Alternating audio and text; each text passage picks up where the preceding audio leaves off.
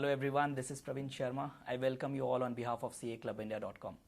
Today we are here with very dynamic and young industry stalwart, Mr. Nikhil Arora, Vice President and Managing Director of Intuit India.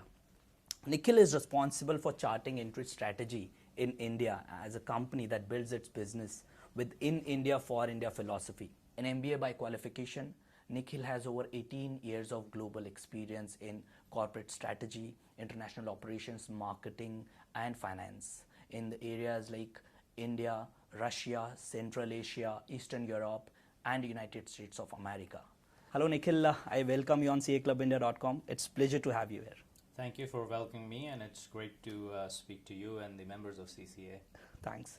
So, Nikhil, my first question to you would be, can you elaborate on Intuit's strategy or Intuit's philosophy in India for India? Yeah. So, before I kind of talk about the Intuit strategy in India, let me kind of just paint a picture of what the mission of Intuit is globally, which was started by our founder, Scott Cook.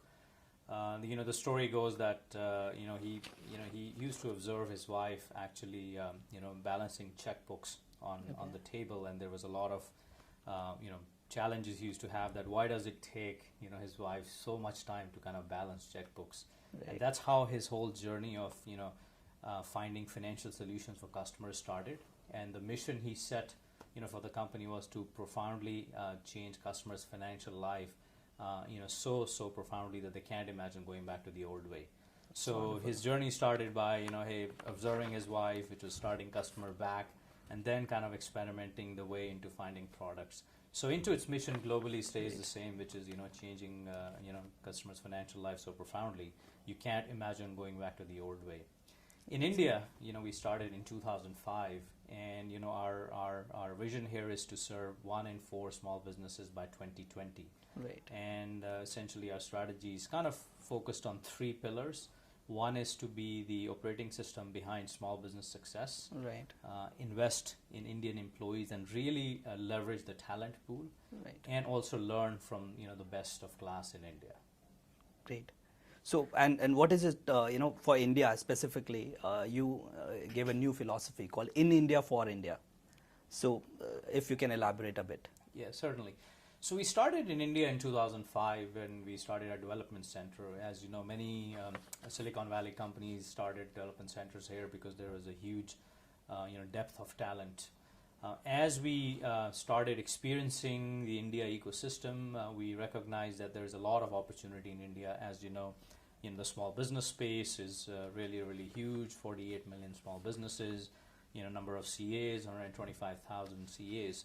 So the company made a decision that this is a key strategic market, and in a key strategic market we also had to recognize that we have to kind of be more local than the locals, which meant how do we create products for the country, or how do we customize the products for the country.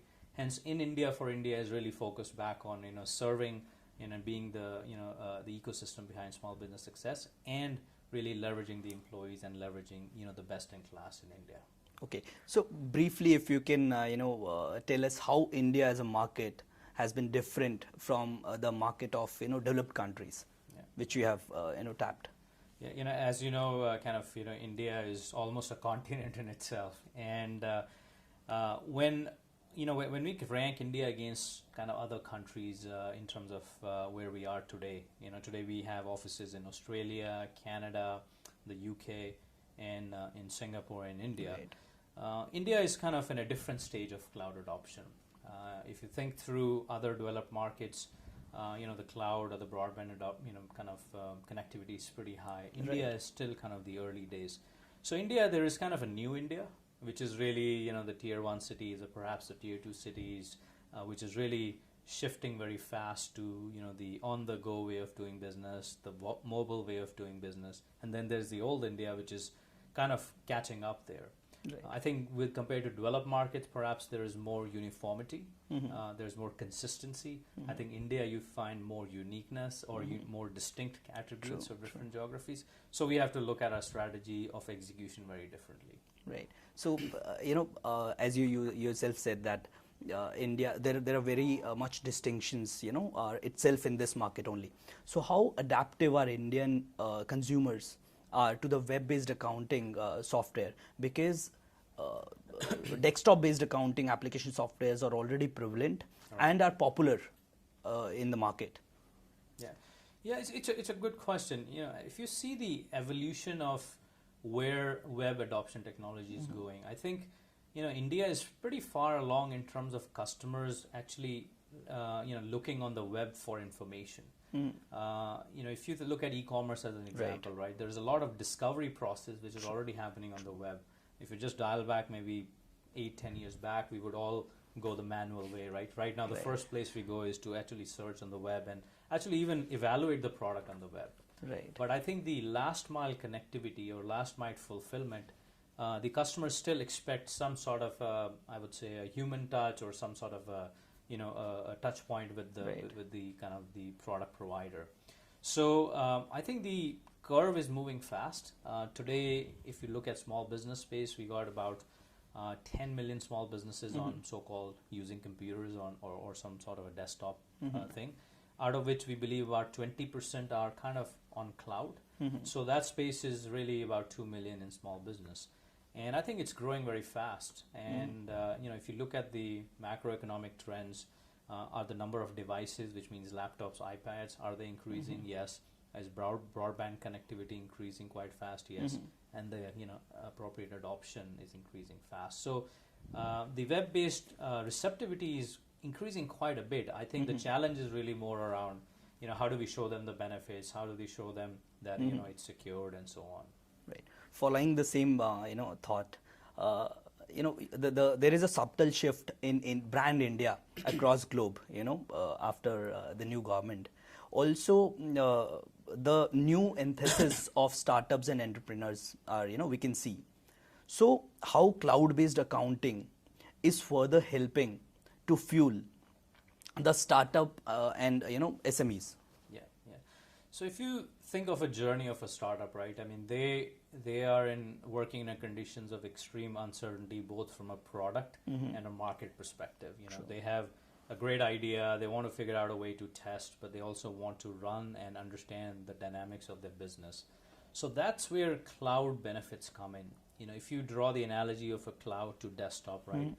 What cloud provides a startup is a very kind of economical way to get started. Right. And in the past, if you wanted to kind of set up a infrastructure of technology, it would cost a lot of upfront investment. With cloud, you kind of pay as you go, and it's a pretty, you know, affordable proposition. Okay. The second is most of the entrepreneurs, small businesses are actually on the go today. You know, so they're going from one city, from Pune to Nagpur to Delhi. So they want access to information on the go. So what cloud provides is kind of anytime, anywhere access. Wonderful. And third is, I think, the collaboration, right? The collaboration between their stakeholders and, you know, accountants, for example, right? The accountant is the most trusted advisor. So they can actually real-time collaborate with their accountants on any decisions they need to make, you know, while they're on the go. So from connectivity to collaboration to kind of really affordability, I think cloud's really, you know, the way which is helping them in a big way. That's very true, I guess. So what is, I mean, because they have to shift, you know, themselves from the desktop based accounting to the cloud based accounting, and there would be definitely modus operandi or the new, you know, methods would be involved. So what Intuit is, how Intuit is planning to train the new accountants in that area? Yeah. So I think there are two sets of customers, right? One are kind of what we call new to the world and new to the franchise. Right. These customers are actually born in the cloud, right? I mean, when I, you know, like, I'm sure, like, you know, even when I talk to my daughter, like, she has no idea what, you know, the desktops were like. They're just, you know, born on iPads and the Apples and so on. So those kind of customers are perhaps more easier to kind of, you know, I would say get started, because they're born, they understand the platform. It's more about the value proposition of what our product can do and benefit their business. The other set of customers who were on some sort of a legacy platform or an old platform, you know, there we need to do a lot of kind of, I say, work to just help them understand the benefits, help them understand the value prop, help them understand the ease of use and so on. And what Intuit does both for the customers we are migrating and the customers who are born in cloud is through a go-to-market strategy. And our go-to-market strategy is kind of pretty straightforward, where we let people try our product for 30 days. Okay. They discover us on web or through other modes, and they try for 30 days. And within those 30 days, we actually do something called assisted onboarding, which is where, how do we get them started? And I'll give you an example. We do something called Follow Me Homes, which is where actually we go to a customer and spend 5-6 hours observing the task they're performing, understanding the pain points, and then really coming back and saying, how do we incorporate this in our training? Okay. And in this assisted onboarding, I had visited like one customer some time back who was who provides cars on rents.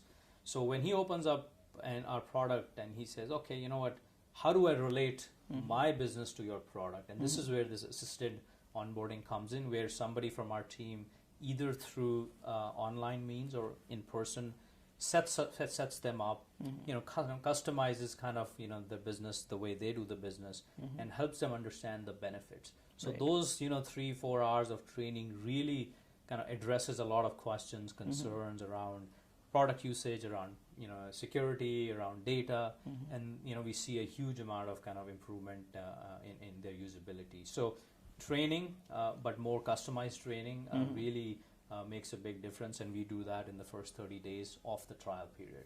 So Nikhil, my next question to you is, what is Intuit's strategy to leverage the unprecedented growth in Indian mobile market, to leverage that growth? Yeah. So if you look at the macroeconomic trends, which are pretty obvious, the mobile growth's gone from really 100 million to almost, touching close to 800-900 million users, and especially on the, if you look at the smartphones, that's also nearing close to 80-90 million. We have today for our flagship product, QuickBooks Online, a mobile companion app, through which we are finding about 60-70% of our customers are actually using it to check business health. They're looking at maybe P&L or status of an invoice, or some sort of a report to give them visibility while they're traveling. Right. We're also seeing about 1 in 3 in the ones who have mobile apps to actually use that to create an invoice, which is even the step further. They're actually conducting business, not just only checking business health. So our hypothesis is that mobile will be kind of a big component of how a customer does business. I think customers today look at it actually agnostically. They expect that from mobile to your laptop to your iPad, everything should be seamless. And I think that's where we have to provide them the experience, because they're jumping from device to device depending on the place they are in. And I think the mobile whole kind of mobile component in the scheme of things for us will be a big source of growth. Right. So related to that only, everyone is now connected. Every professional is now connected, on LinkedIn or Twitter, or any other professional website, CCI Club India, let's say. So what is your plan, or what steps you are taking to go social? It's like they say, the world's going nuts and it's going all social in a good way. So I think if from our philosophy, we really look at 3 pillars, like online, which is really the platform on which our product is really the pillar of it, and then mobile and social are really the big, we call, enablers to it. Mobile we just spoke about, but social is, I think, a great way to really educate customers, then engage them, and then actually service them. Right. So Intuit's done many interesting experiments in social, and I'll start with one which is sustained for the longest time is what we have kind of an SMB blog, which is really serving and helping entrepreneurs find different tools and resources of doing business. So that's product agnostic. If you're a startup and you want to go register your business, or you find how do I do marketing or sales, it provides many resources to them. Secondly, we last year, we on the CA day, we actually ran a day of kind of a social experiment where we had an app created on a phone where the small businesses were actually able to kind of talk about their accountants in a complimentary way, celebrate them, give a high five to them, and so on. And that was a huge success. That's great. And third, we also have kind of what we call a trainer writer network, which is where we have a few set of CAs from India who Okay. actually contribute by writing Okay. about issues, about challenges, about best practices. So that's really, an active way. In addition to this, we also, are kind of looking at experiment with more like social care and, how do we answer a question from a customer who's using a product but doesn't want to call or doesn't have time to kind of, email. He'll just, post a question. So social will be, a big kind of a enabler to serving customers. I think the challenge with social is it's so fast. True. That we have to almost make sure that we are keeping up with thousands and thousands of customers as they're coming on there. Right. And connecting with regularly. Yeah. So now something related to you, from finance to global corporate strategy and operations and much more. How has been your journey till now? It's been very humbling, fulfilling from from an experience perspective. I remember my first boss back in New York, who spoke to me. I said, "Hey, what do you want to do? You just graduated." And I said, "I don't know what I want to do," but I started as an accountant. That was Okay. my first degree, and I said, I want to experience every function in a business. So he said, "Hey, be prepared to stay lateral for a long time, because if you want to go from one function to the other, you're not going to get these promotions, Right. but you'll get a very rich experience." So that's why I kind of ventured from accounting to finance to marketing to sales and so on. And it just gives you a holistic picture and appreciation of what others do. And and from a business perspective, we believe in the True North philosophy, where everything starts from employees, Right. then their customers, and then shareholders. So it has helped me really understand that you need to kind of focus on employees, and you have much better appreciation if you go from one function to the other. So it's always helped me. The minute I land in a new business, and I've changed industries now 7 times. Really start with employees, understand the employee, and then really go to the customers, and then so on. So what, according to you, is a golden formula of success for the young aspirants? I think there are 3 things one should focus on. It's trust, pride, and camaraderie. It's like sports analogy. I'm very active in sports, and I feel like it's all about team We sport. can figure that out. It's all about sports, and you want a all-star team, not a kind of a single-star team. You want your team to be really shining with many superstars in it. And if you develop trust, first of all, with your people you work with, and then if you have pride in what you're doing, then the camaraderie comes in, and then everything falls in place. Because ultimately, as business, it's the customers who will decide whether you succeed or not. But you should not peg your kind of success on that. You should peg your success on as a team. Are you can you trust each other? Do you feel proud in what you're doing, and do you have the camaraderie? So those 3 things I would recommend every kind of team to think about. Nice, that's great. So while not at work, you enjoy, as you said, sports, running, traveling, exploring new destinations. So how do you relate fitness with your work life, and how important is to balance work and recreational activities in one's life? Yeah. So from a fitness perspective, I think nowadays lifestyle is quite on the go, right? Right. Anytime, anywhere kind of philosophy. Your life is almost like a cloud, right? Right. You're on all the time. So what fitness does is just helps you first of all physically, right? If you're Right. Physically fit, then it keeps you more active and more energized. Second is mentally, right? I mean, it just has more a mental implication, because then you're just feeling more good about yourself, and gives you more toughness, right? Because you go through ups and downs in business, and if you're mentally more fit, you end up handling situations better.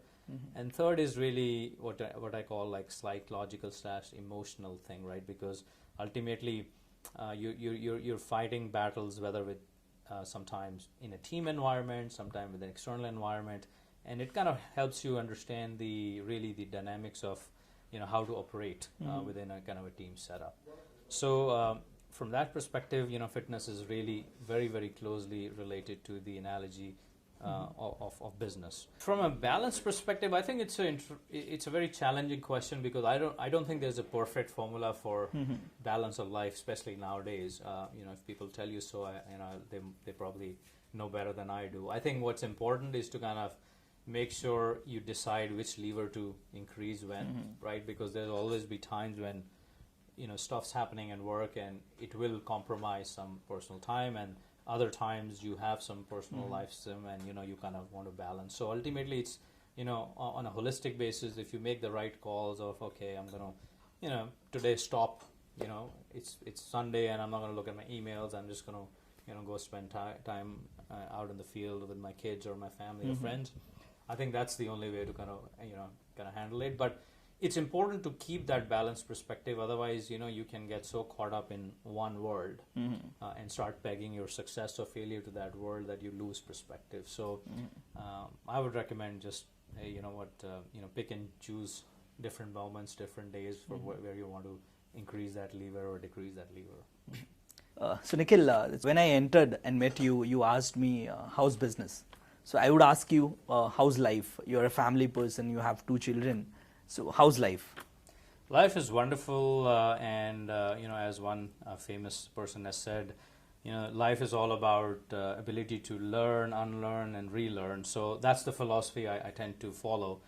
From a family perspective, life's very fun. I got 2 kids, a daughter and a son. I got a lovely dog, and of course my wife. So it's always fun to kind of, especially moving back to India. There is just so much things for them to do because you got a lot of course, family, friends, and kind of places to go. So they're keeping me more than happily busy. So life's good on that front. In terms of really, how would I answer the question you asked around? Hey, kind of you said. Business is good, life is good. I feel like, the measure is at the end of the day, do you feel satisfied and have you impacted people's life, right? Ultimately, True. We all take back, we all go back home and we feel good about have we changed lives in some form or structure in a small way. And that's where, I go back and I measure to say, okay, have even I made 1% impact? We, as a family, we do quite a bit of charitable work. We work with an orphanage where, I take my daughter and wife, and some of our employees where you actually, volunteer time and you come back and it puts life in perspective.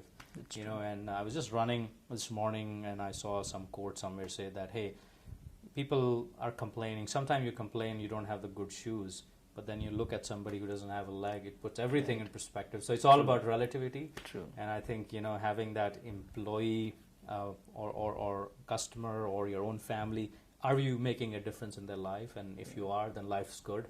True. And that's where, I feel like I measure. And otherwise, as you know, life's on the go and it's fun. And from